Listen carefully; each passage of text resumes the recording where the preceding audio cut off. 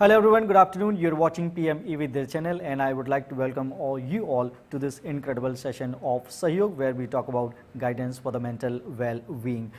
Then today we have a very crucial topic to be discussed about. Let me introduce to you all counseling for children with special needs. Related to this, if you have any query, you get back to us on our telephone number you can see on your television screen 8800 440 559. Apart from this, you can send your suggestions, your questions through official mail ID of Sahyog, which is sahyog.ncert@cit.nic.in. I beg your pardon. All right. Few more things I would like to tell you. If you have any dilemmas, do share this because with the help of our experts, we will be able to get some final solutions for you. Also, do not hesitate while sharing all your dilemmas. Okay. We got a couple of experts with us to start with. First of all, I would like to welcome Dr. Melisha Wolong, and she is joining us from Shillong, NCERT. I welcome you, Dr. Wolong. Good evening, everyone. Thank you for having me here today once again. Thank you. And on the other hand, we've got practicing counselor, Mr. Saptrishi Mazumdar. I welcome you, sir. Yeah. Good evening. Good evening. Right. So, Dr. Wolong, as we all know that you are suffering through fever, you are not well, but we are grateful that you have given your valuable time to us. So, thank you so much for this. We are pretty much grateful for this. Thank you so much. So, without bothering you much, we all would like to know if we can brief this topic to our audience, if we can understand what exactly we are talking about. What is that mean if we are saying counseling for children with special needs? So, what kind of counseling we are talking about? If we can brief this to our audience quickly. Okay. This topic, it's not very new, and we've been talking again and again, and to some it may appear that we are repeating, but this topic is a very important area because most of us are not at all trained and aware of the situations that children with special needs face, especially now in pandemic times. And different children faces different problems. So different areas it also adds up to different problems, like children who stays in a city, in a rural area, in a urban area. So all these have different approaches to handle the situation. Now this topic is very important. We keep on saying again and again, we keep talking about it again and again because there is no easy solution. And in the last talk also I discussed about access to education is a major issue that children with special needs face, especially in pandemic times. So especially now I want to talk about a little bit more in the sense that when we talk about children with special needs in pandemic times, in the absence of daily support that we get from the school, parents have to take up the role of being a teacher, have to take a role of being a therapist, a counselor, and everything. And it also differs from parent to parent. First thing is that I would like to mention that space is one of the major hurdles that children with special needs face. Like, for example, in the cities, children with special needs, they live in flats, they live in buildings, and there's hardly any space for them in their house, especially when they also have other siblings. And parents, working parents, have to take up the role of the teacher, not only for them, but for their other children as well. So, and children with special needs also differ in the sense that the degrees of disabilities need to be handled differently. It needs to be handled in a way that, for autistic, I'll give you an example. For autism children, they also need a lot of, a kind of support that is used to a fixed schedule, a system that, that they need to follow. So that is absent at home, because at home it's just something like they do every day. They get up, they eat, they do all the normal things, and then in school there's a schedule for them to do certain activities, and that is absent right now. So parents have to take up the role of the teachers. They have to fix a schedule and routines for them. That's how they are trained to for the behavior that is required. So it's a very challenging aspect of education when it comes to children with special needs, especially in pandemic times, absence of daily support. All that is very difficult. Now, the in this small space where they are confined, they are all cooped up in small spaces at home and neighborhood. And now, of course, with the restriction that has been minimized for movement, still there's a danger of exposing children outside. So the lack of physical activities also hamper their learning, hamper their mental growth, their mental health. It hampers also the learning situation that they are suddenly exposed to, where they have to go online. Now, considering all these aspects, working parents, they have to schedule their work, they have to schedule the teaching for their other children as well as children with special needs. If parents have a single child with special needs, it's a little easier. But then I will not say these words because it's very difficult even for any working parent to take up the role of the teacher.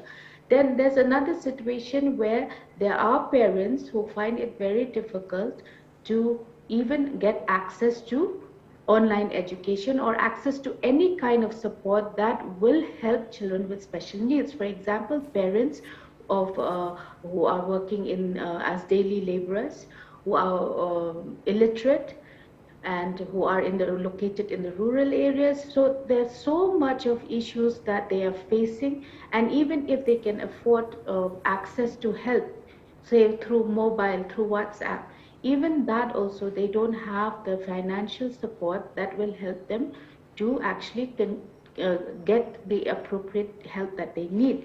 So guidance and support is lacking.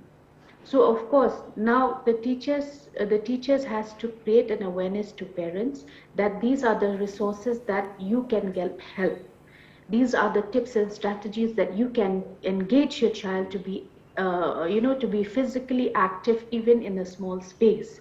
They need to know how to deal with creating activities that provide a lot of interactive platform with them. These children need support and guidance, but the kind of support and guidance to make them understand about the situation, it has to be positive. So positive reinforcement in these children is needed. And considering these types of parents that we have, working parents and illiterate parents and parents who are working as daily laborers, you need to really find ways and means of how to ensure support to such children. So for that, we also need to understand where parents can access support. This needs to be highlighted, and teachers in the school need to be prepared of how to provide the kind of support that they need, because what they need is the psychosocial support right now. Not so much of education, because the emotional imbalances has been created because of the situation, and these emotional disturbances that come out can be different from one child to another. Some can be some children are very silent about it, some children are very expressive, so they can throw in a lot of anger, a lot of aggression. So I mean, the parents, it's difficult. It's easy for us to give a lecture here and talk, but then it's not easy for them. So we need to strengthen and highlight what kind of support, where to get the support, how support can come to parents that needed the help. So for today's discussion, we have a practice counselor here, Mr. Satyapshi Majumdar. He will take you there. So thank you so much. Thank you so much, Dr. Wolong, and we will catch you later if we need it. But thank you so much while sharing your thoughts on this topic. Thank you so much once again for your time. Well, Mr. Majumdar, I believe you can hear me. Yeah, yes. In an inclusive classroom, there are lots of students, like the length of 50 or 60 students are there. So should we segregate children with special needs? If yes, then how difficult is this and how easy that was? Because I think that is going to be a little challenge as per the recommendations of NEP 2020, it's a challenge for the teachers, but how well they are managing that pressure, that new challenge, that okay, that's fine, this is the situation, we have these kind of things to be handled, and we will handle it without facing any problem. So could you please focus on this, and you can share your thoughts on it? Should we segregate children with special needs? Yeah, right. The moment we say children with special needs, in fact, we are giving them a tag. We are classifying them into a different group of children. What I feel is that as you can see in this slide, that children are different. All individuals are different. And society is a celebration of that difference. We have our different needs, but then maybe by using the term children with special needs, what we are trying to say is that there are children whose needs are a bit different from other children. But the question was whether should we segregate. No, I feel that segregation should not be there. In fact, if we segregate, then we will be building a society or dreaming of a society where people are not staying together, but people are staying in isolated islands. So that is not the purpose of society, that is not the purpose of civilization. In fact, the pandemic has forced such a situation upon us, and that has a lot of negative impact, that has created a lot of negative impact on our mental health. So that we do not want. So that's why segregation is a strict no-no. But then the question is that children with special needs, when we say children with special needs, their needs are a bit different from the other children. So how do we take along all the children? How do we cater to the needs of all the children? How do we do that? So that is a big challenge, and we do not have a solution now, but then we are working towards that solution. In fact, NEP, National Education Policy 2020, is a wonderful step towards that, towards such a society, an inclusive society, where children, all children, can study together under one single roof, all their needs are taken care of. Actually, Yes. actually, one more question, I have for you to be asked about, as you have clearly mentioned all the things very, very clearly. So yes, we cannot separate them, we cannot segregate them as per the classroom length we are talking about in the context of special needs children. So is it inclusive classroom viable? Is it viable or not? We need to understand this thing also from you, sir. Yeah, inclusive classroom is viable, but very challenging. As I have already said, that it's very challenging. Why it is very challenging? Because we do not have a solution for all the issues, but we are working on that, and society is moving towards a better understanding of such a classroom. But then if we start that journey from the fact that we say that inclusive classroom is not viable, then there is no purpose to that journey. So we should first accept that all the children can be together in one classroom, and then we should think of a strategy how we can achieve that, because that is viable. If that is not viable, then society itself is not viable. So an inclusive classroom is very much viable. Absolutely, very much viable. But Mr. Majumdar, that is also a challenge, how to identify the children with the special needs, because sometimes suppose I am a new teacher, I am entering in the classroom, but I am not aware about the length of the classroom, but I am not also aware about the nature of the classroom. So how we would come to know? But yes, gradually amongst them, when we start narrating our thoughts, when we start taking classes, gradually we came to know about all these things. So always there is a possibility to ask about this question, how to identify children with special needs. Yeah, how to identify? Yep. Identifying is difficult. Why identifying is difficult? Because in order to identify, the person who has to identify should have a trained eye. Like, suppose if I want to classify the different plants and animals, then if I go out and try to do that, I may not be able to do that. But then if I have proper knowledge, then I will be able to do that. So knowledge comes from training. So teachers need to be trained. When teachers are trained, and then they will know how to identify those children with special needs.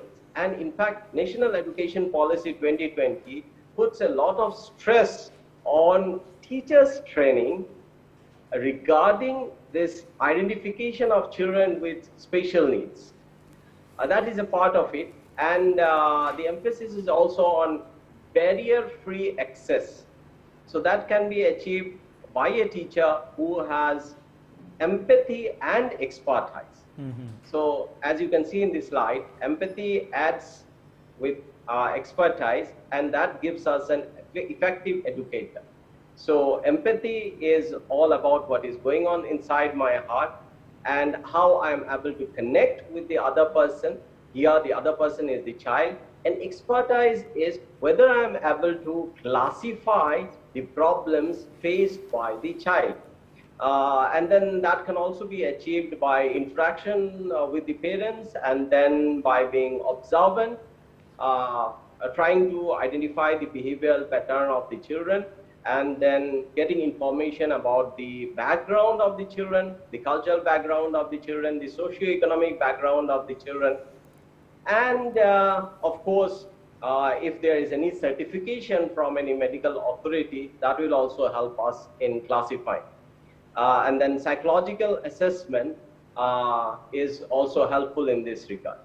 So there are different ways of identifying that, but the most important thing is the willingness to look into the problem with a different perspective, without any prejudice, but with an open heart. So that is the most important thing, a change of mindset. Actually, that approach you need to set up in your mind that which particular approach you are going to teach with the children of special needs.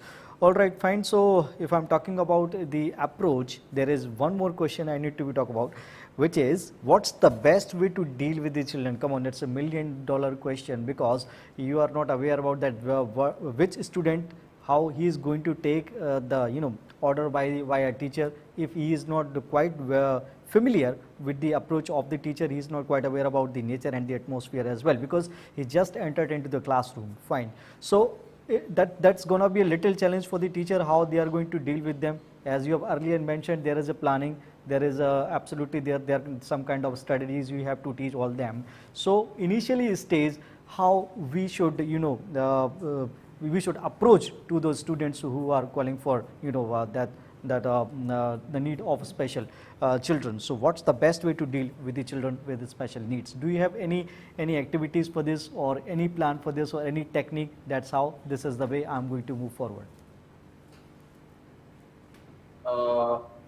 Here we need help from special educators. That is very important. Why special educators are important? Because special educators are trained. If the teacher is trained to deal with the issue, then that's wonderful.